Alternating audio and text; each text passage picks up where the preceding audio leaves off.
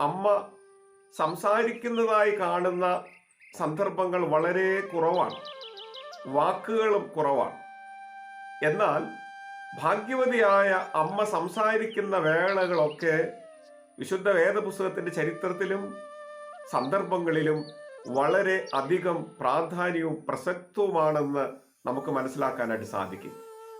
AD 306 മുതൽ 373 വരെ ജീവിച്ചിരുന്ന വിശുദ്ധ അപ്രേമിന്റെ എഴുത്തുകളിൽ മാതാവിനെ കുറിച്ച് ധാരാളമായി നാം വായിക്കുന്നുണ്ട്.